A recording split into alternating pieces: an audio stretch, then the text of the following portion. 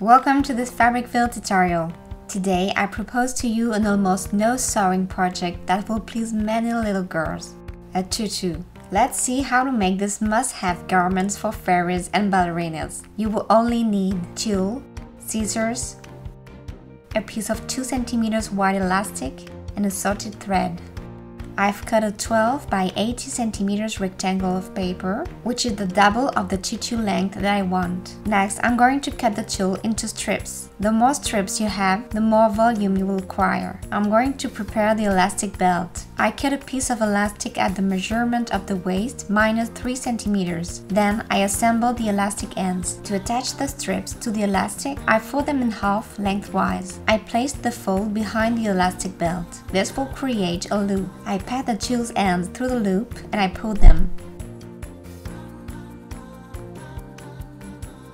I repeat these steps for each strip. It's a long process, but it's super easy. Here I wanted to make a rainbow tutu, so I separated the colors. But you can mix them or use only one color.